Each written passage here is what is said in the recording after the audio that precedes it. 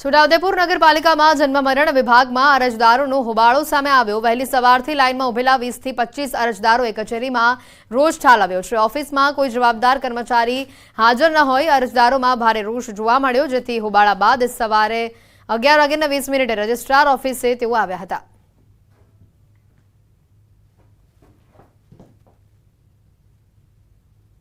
સમાચારોમાં હાલ રોકાઈશું એક બ્રેક માટે।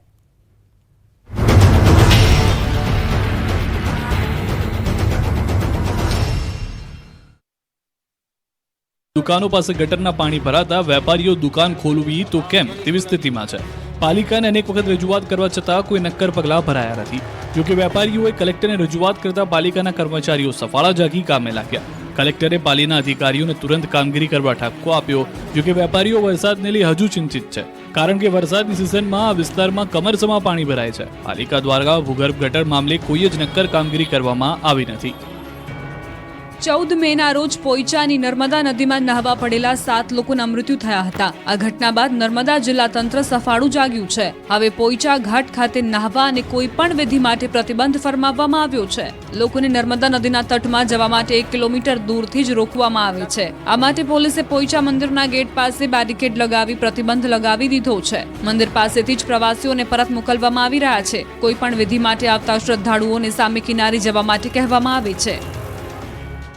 સુરત લોકસભા બેઠક બિનહરીફ થયા બાદ કોંગ્રેસના જ નેતાઓ આમને સામને આવી ગયા છે। સુરત કોંગ્રેસના ઉમેદવાર નિલેશ કુંભાણી અને અમરેલીના કોંગ્રેસના નેતા પ્રતાપ દુધાત આમને સામને આવી ગયા છે। બંને વચ્ચે વાર પલટવાર થઈ રહ્યો છે। બંને એકબીજાને ધાક ધમકી આપી રહ્યા છે। ત્યારે અમરેલી લોકસભા બેઠકની ચૂંટણીનું મતદાન પૂર્ણ થયા બાદ કોંગ્રેસે આભાર દર્શન કાર્યક્રમ યોજ્યો। બેઠકમાં અમરેલી કોંગ્રેસના ઉમેદવાર જેની ઠુમ્મર, પૂર્વ સાંસદ વીરજી ઠુમ્મર, જિલ્લા કોંગ્રેસ પ્રમુખ પ્રતાપ દુધાત સહિતના આગેવાનો અને કાર્યકર્તાઓ મોટી સંખ્યામાં ઉપસ્થિત રહ્યા હતા। આ દરમિયાન પ્રતાપ દુધાતે નિલેશ કુંભાણીના માઈના લાલના નિવેદન પર પલટવાર કરતા કહ્યું કે ઘરની બહાર જાય તો ખ્યાલ આવે શું થાય છે। મર્દ માણસ ઘરમાં નહીં લોકોની વચ્ચે રહે છે। લોકોની વચ્ચે જાય ત્યારે જ ખબર પડશે।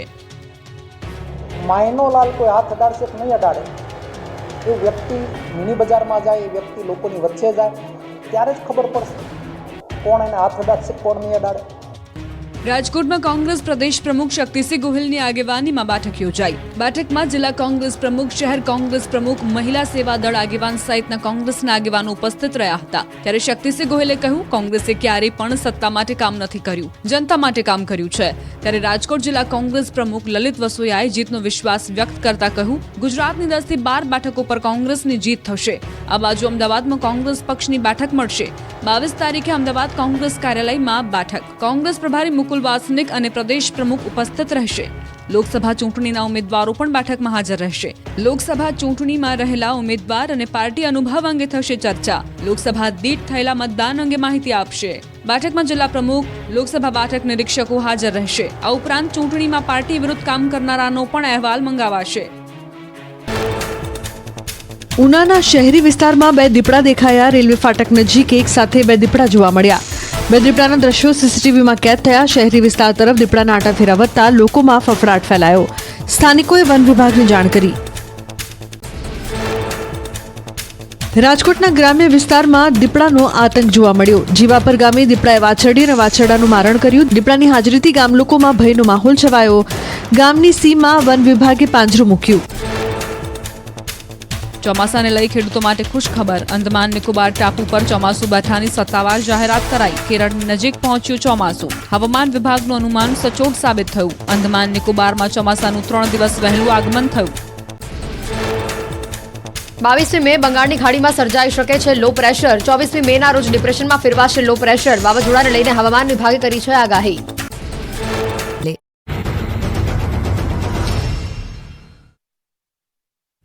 બ્રેક બાદ આપનું સ્વાગત છે।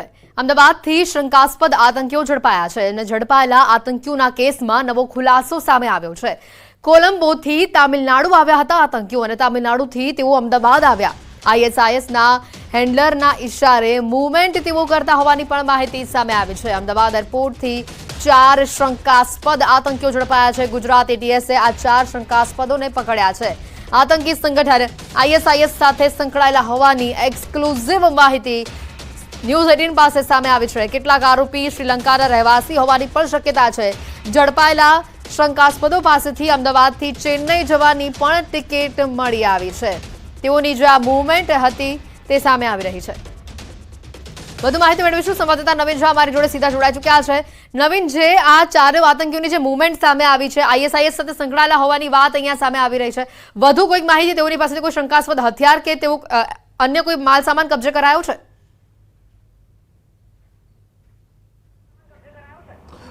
તેમની પાસેથી હાલ કોઈ પ્રકારની શંકાસ્પદ વસ્તુ કબજે નથી કરે, પરંતુ જે એક્સક્લુઝિવ માહિતી સામે આવી રહી છે, આ લોકો કોલંબોથી તમિલનાડુ અને તમિલનાડુથી ગુજરાત આવ્યા હતા, એટલે કે અમદાવાદ આવ્યા હતા. અમદાવાદથી આ લોકો આગળ જવાના હતા, પરંતુ જે એક્સક્લુઝિવ ન્યૂઝ 18 પાસે માહિતી આવી છે કે આ લોકો પાસે એક એવું ગ્રુપ છે આઈએસઆઈએસનું, ખૂબ જ સોફિસ્ટિકેટેડ અને કહી શકાય કે ખૂબ જ પ્લાનિંગ પ્રમાણે આ લોકો આ આખું પ્લાનને અંજામ આપવાના હતા.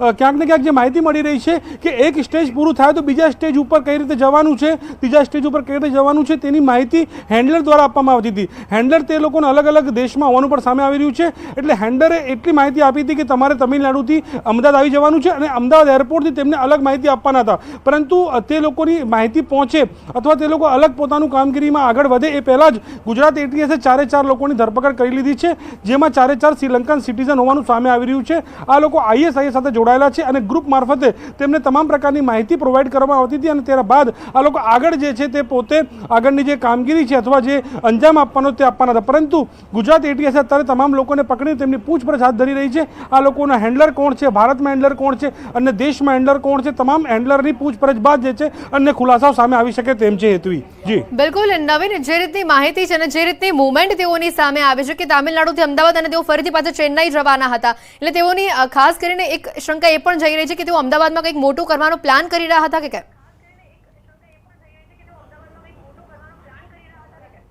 બિલકુલ એ જ તપાસ અત્યારે કરવામાં આવી રહી છે કે તે લોકો અમદાવાદ આવવા પાછળનો હેતુ શું છે, કારણ કે આ લોકો કોલંબોથી ચેન્નઈ, ચેન્નઈથી અમદાવાદ આવ્યા હતા અને અમદાવાદ આવ્યા બાદ આ લોકોનો હેન્ડલર જે છે તે ગ્રુપ મારફતે માહિતી આપવાનો હતો કે આગળ કયા પ્રમાણે કામગીરી કરવાની છે અને તે હિસાબે આ લોકો આગળની કામગીરી કરવાના હતા. પરંતુ તે લોકો પોતાના પ્લાનમાં સફળ જાય તે પહેલાં ગુજરાત એટીએસે 4ને પકડી પાડવામાં સફળતા મેળવી છે અને હવે તમામ લોકોની પૂછપરછ કરવામાં આવી રહી છે અને પૂછપરછ બાદ ખ્યાલ આવશે કે આ લોકોના આગળ હેન્ડલર કયા પ્રકારની માહિતી આપવાનો હતો અથવા આ લોકોના આગળનો પ્લાન કઈ રીતનો હતો. પરંતુ એક બાદ એક માહિતી જે છે સામે આવી રહી છે અને અન્ય માહિતી જે છે તે 4 વાગ્યા પછી વધુ માહિતી સામે આવશે કે આ તમામ જે આખું નેટવર્ક છે તેની પાછળનો હેન્ડલર ક્યાં બેઠેલો છે, પાકિસ્તાન બેઠેલો છે કે ઈરાક, ઈરાન, કઈ જગ્યાએ બેઠેલો છે, તમામ જે માહિતી છે તે થોડી સમય પછી બહાર આવશે. પરંતુ કોઈક ને કોઈક ભારતની અંદર પણ હેન્ડલર હોઈ શકે એ પ્રકારની માહિતી જે છે તે સામે આવી રહી છે. જી બિલકુલ નવીન, આભાર માહિતી બદલ.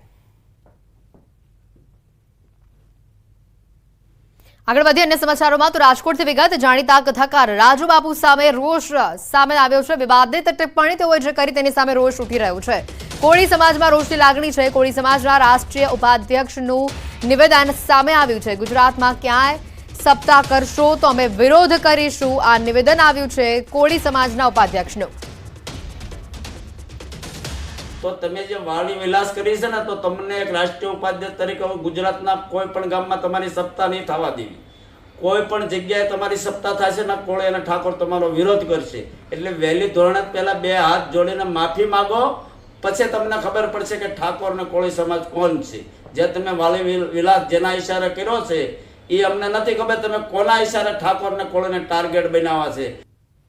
તો કથાકાર રાજુ બાપુના નિવેદન અંગે પોલીસ ફરિયાદ નોંધાવાઈ છે. ફરિયાદ બાદ કથાકાર રાજુ બાપુએ માફી માંગી છે. કથાકાર રાજુ બાપુએ નિવેદનથી વિરોધ થતા તેઓએ માફી માંગી લીધી છે. કોઈ પણ જ્ઞાતિનો યુવાન પસંદ આવે અને લગ્ન કરી લઈશ, થોડોક વિચાર નથી આવતો. એક આપણા સમાજની દીકરી એક ઠાકોર કોળીના સમાજના છોકરાએ લગ્ન કરી લી, ભય લાગે, કલંક લાગે. ઘણા બધા લોકોને બહુ મોટી ઠેસ પહોંચી છે, એમાં ખાસ કરી કોળી ઠાકોર સમાજને. મારો કોળી ઠાકોર સમાજને કહેવાનો કોઈ ઈરાદો નહોતો. એ સમાજને કોઈ આટલું બધું દુઃખ લગાડવાની જરૂર નથી, છતાં પણ દુઃખ લાગ્યું છે સમાજને. એ બદલ હું રાજુ બાપુ શિવ કથાકાર 2 હાથ જોડી પૂરા સમાજ આગળ ક્ષમા માંગુ છું કે મારા વક્તવ્યમાં થોડી ભૂલ થઈ છે. એ વક્તવ્ય બદલ મને સમાજ ક્ષમા કરે.